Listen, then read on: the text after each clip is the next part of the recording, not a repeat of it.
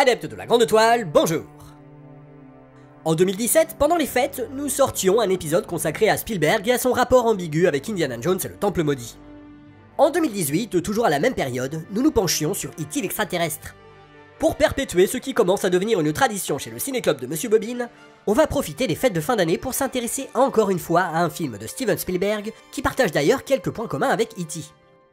En effet, il s'agit d'un film dont le protagoniste est, du moins en apparence, un petit garçon, et dont le titre tient en 2 lettres. Par contre, contrairement à E.T., ce n'est pas vraiment un film pour enfants, puisqu'aujourd'hui, nous allons parler du très sombre et mélancolique AI, Intelligence Artificielle.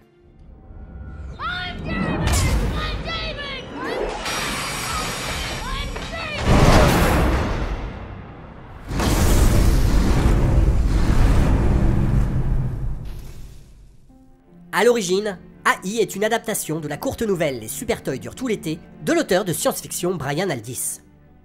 Celui-ci y met en scène un monde où les conditions de vie ont été rendues quasiment insoutenables par la surpopulation et où les familles doivent désormais demander l'autorisation pour avoir des enfants.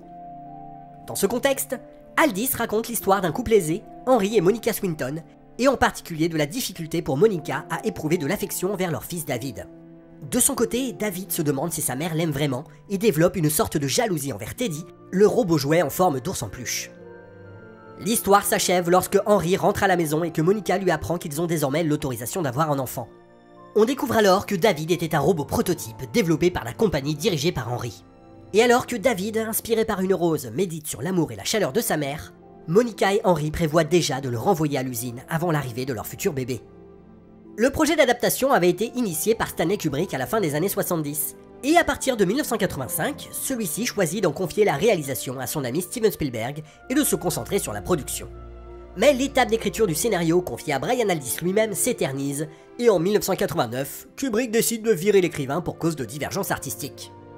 Il engage alors Bob Shaw, qui démissionne au bout de quelques semaines, puis Ian Watson, à qui il conseille de s'inspirer des aventures de Pinocchio. C'est ainsi que naîtra cette histoire de petit robot abandonné par sa mère, qui se lance dans une odyssée picaresque dans le but de devenir un vrai petit garçon, et retrouver ainsi l'amour de celle-ci. D'abord prévu pour être tourné en 1994, le projet sera finalement mis de côté lorsque Stanley Kubrick entamera la production de Eyes Wide Shut. Il faudra alors attendre 1999 pour que Spielberg reprenne le flambeau quelques mois après la mort de Kubrick, et que le film voit finalement le jour en juin 2001. Bon, ça c'est pour la jeunesse du film. Pour ce qui est de la jeunesse de cet épisode du Ciné-Club de Monsieur Bobine, il a été inspiré par une autre vidéo, elle aussi consacrée au film et réalisée par l'excellent Filmonaute. Une vidéo que je vous conseille évidemment de regarder puisqu'elle aborde le film sous un angle différent. Pour être précis, ce qui a motivé l'écriture de ce Ciné-Club, c'est ce passage-là. En montrant les différentes relations possibles entre humains et robots, AI anticipe un concept qui verra le jour 5 ans après sa sortie, la lovotique. La lovotique est un domaine de recherche qui vise à comprendre comment ces relations nouvelles peuvent naître et se développer sous différentes formes. Dans le film, 2 cas très distincts sont mis en avant. L'enfant robot programmé pour aimer et le robot gigolo incarné par Jude Law qui doit répondre à des canons de beauté et adopter une attitude stéréotypée pour satisfaire une clientèle humaine. Ce qui m'a intrigué dans ce passage, c'est la distinction faite entre David, qui est effectivement programmé pour aimer, et Gigolo Joe, qui est pourtant lui aussi, programmé pour aimer. Bon, ok, vous allez me dire que je joue sur les mots et que je profite honteusement de la polysémie du verbe aimer, et que ce n'est pas du tout la même chose. Et vous n'auriez pas tout à fait tort. Effectivement, les formes d'amour que représentent David et Gigolo Joe sont différentes. David incarne l'amour filial que les Grecs désignaient sous le terme storgé, alors que Gigolo Joe incarne l'amour charnel et le désir associé à l'éros. Sauf que dans AI, ce qui différencie ces 2 formes d'amour, c'est moins une question de nature que de degré. Le comportement de David, tout comme celui de Gigolo Joe, est défini par un programme informatique. Ce sont les mêmes impulsions électriques de 1 et de 0 qui parcourent les cerveaux électroniques de l'un et de l'autre. La seule véritable différence, c'est que le programme de David est beaucoup plus élaboré que celui de Gigolo Joe. This work is first rate. A lot of love went into him. Il n'y a a priori rien d'étonnant à cela. Le film s'appuie sur une idée relativement répandue selon laquelle il y aurait une hiérarchie entre les différentes formes d'amour. L'amour physique y est considéré comme le plus bas et le plus simple, comme l'indique l'expression désignant le désir sexuel comme un des plus bas instincts, ou, en traduisant littéralement le terme anglais, un des instincts les plus basiques. L'amour romantique et l'amour filial sont à l'inverse considérés comme des sentiments nobles et complexes. Du coup, il semble logique que David, qui est capable d'éprouver une forme d'amour filial, soit présenté comme un modèle de robot plus évolué que Gigolo Joe. Par contre, on peut très bien se dire que ces considérations ne concernent que des robots et que ceux-ci sont incapables de véritablement ressentir des émotions. Tout ce dont ils sont capables, c'est d'imiter des comportements humains. Ainsi, Gigolo Joe ne désire pas vraiment ses clientes. Il ne fait qu'imiter le comportement d'un homme qui désire une femme. Have you been crying, Samantha? I found a tear. David n'éprouve pas vraiment un amour filial envers Monica, il ne fait qu'imiter le comportement d'un enfant qui aime sa mère. Il est tentant, en effet, d'affirmer que le véritable sentiment humain est quelque chose de plus profond, quelque chose d'intangible, de mystérieux, quelque chose qui ne peut être reproduit par un programme informatique. What is love? Love is first widening my eyes a little bit and quickening my breathing a little and warming my skin and touching with And so on, exactly so. Thank you, Sheila. Et oui, un programme informatique est par essence déterministe. C'est-à-dire que le résultat qu'il produit est entièrement déterminé par les données qu'on lui passe en entrée, et que ces mêmes données d'entrée produiront toujours le même résultat. A l'inverse, les émotions humaines sont souvent représentées comme le résultat de pulsions inexplicables et imprévisibles. Or, AI s'attaque également à cette idée. En effet, Gigolo Joe et David ne sont pas seulement programmés pour imiter des émotions, ils sont aussi programmés pour en provoquer. Bien que son comportement soit simpliste et stéréotypé, Gigolo Joe est capable de susciter du désir et du plaisir chez ses clientes. De la même façon, l'apparence et le comportement de David inspirent à Monica une forme d'amour maternel qui la poussera à abandonner David, plutôt que de le ramener chez Cybertronics pour y être détruit. Il faut alors se rendre à l'évidence. Chez les humains comme chez les robots, certains stimulus et certaines situations vont avoir un effet prédéterminé. Contrairement à ce que nous voudrions croire, nous ne sommes donc pas si éloignés des robots. Notre comportement peut être ainsi prévisible et même dans une certaine mesure programmé. Dès lors, la question au centre de AI n'est pas de savoir si un robot peut être assez évolué pour s'élever au rang d'être humain comme le souhaite David, mais de savoir si les êtres humains eux-mêmes sont assez évolués pour être véritablement différents des robots.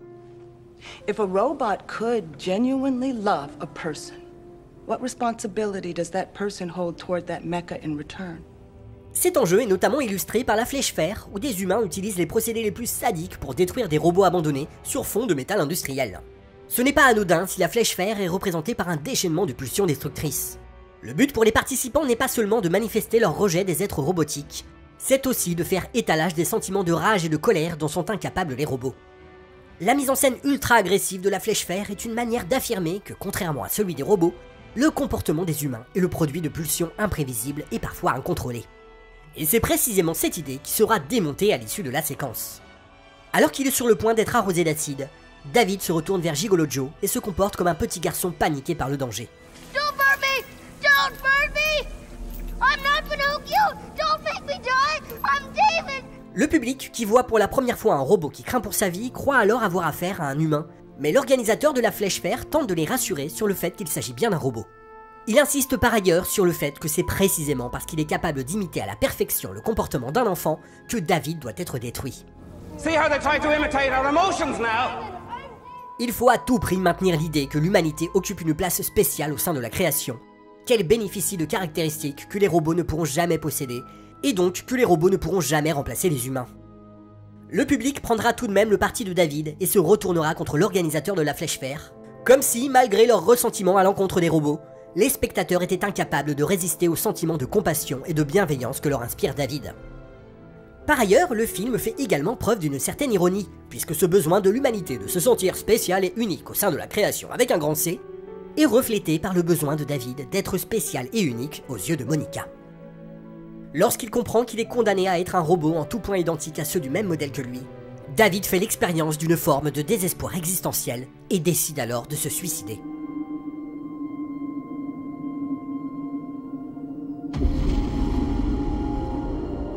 En plus de ça, le parcours de David qui retourne vers son créateur et l'intérêt des robots du futur pour les humains est presque explicitement comparé aux questions que l'humanité s'est posées sur ses origines et aux mythes qu'elle a créés pour y répondre. Comme l'illustrent les jeux de miroir et les plans où l'image de David est multipliée, David et par extension les robots dans leur ensemble ne sont pas des êtres radicalement différents des humains. Ce sont des reflets, des images certes artificielles mais néanmoins identiques, à travers lesquelles l'humanité peut se regarder et se révéler à elle-même, même si cela implique d'accepter que nous ne sommes pas une espèce aussi exceptionnelle que nous voudrions le croire. Orga, Mecha. Orga, Mecha. Stop. En soi, l'idée que les humains ne seraient finalement rien d'autre que des sortes de robots organiques apparaît comme particulièrement nihiliste. Et il serait facile d'en attribuer la paternité à Stanley Kubrick et à son regard sans illusion sur l'humanité. Mais il me semble que ce serait aller un peu vite en besogne et ignorer que Steven Spielberg est capable de porter sur lui-même et sur son œuvre un regard désabusé. Souvenez-vous du monologue de John Hammond dans Jurassic Park. I wanted to show them something that wasn't an illusion. Something that was real. À travers l'acteur Richard Attenborough, c'est évidemment Steven Spielberg qui parle. Et on peut très bien imaginer que les puces que les enfants croyaient voir renvoient par exemple au requin des Dents de la Mer, que Spielberg n'avait pas pu représenter à l'écran autant qu'il le voulait, parce que la machinerie pour l'animer était tombée en panne pendant le tournage. Ce que Spielberg semble redouter, c'est de devoir recourir à des artifices, de devoir tromper son public par des astuces de mise en scène, de provoquer des émotions qui ne soient pas vraies. It's still the flea circus.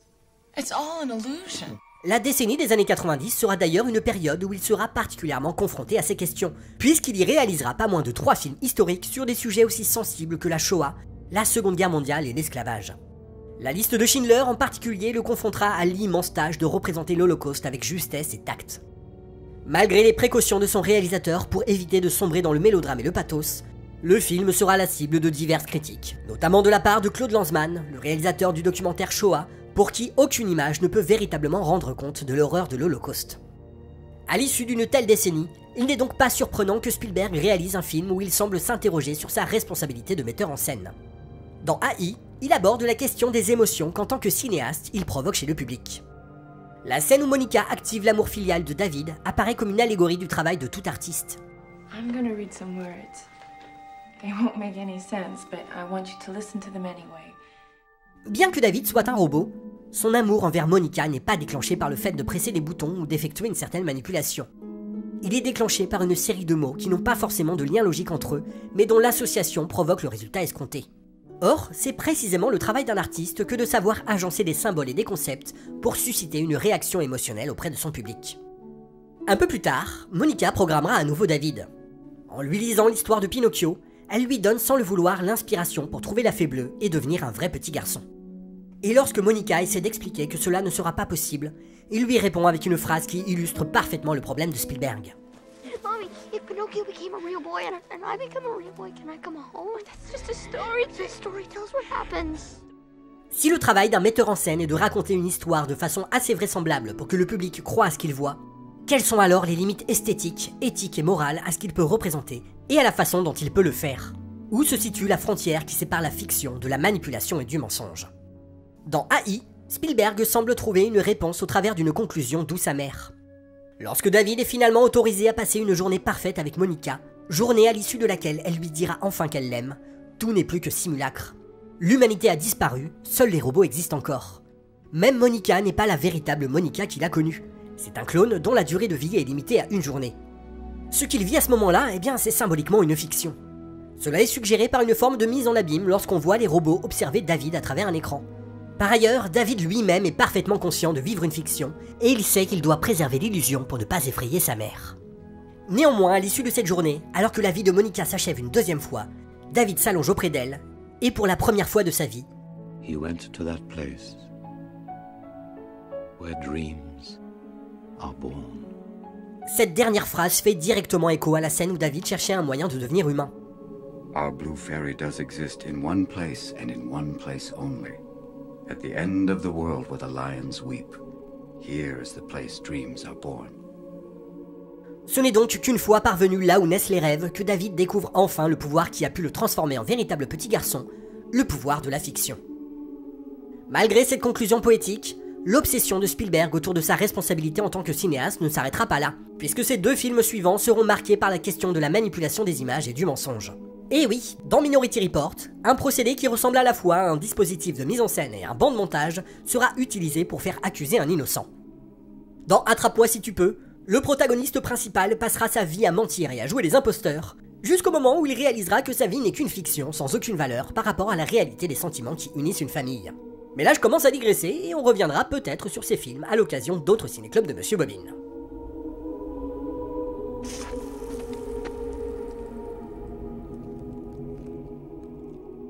En attendant, je vous souhaite de passer de joyeuses fêtes, et comme d'habitude, si cette vidéo vous a plu, n'hésitez pas à la partager et à nous laisser des commentaires, voire à nous soutenir sur Tipeee ou Tac au Tac. A bientôt!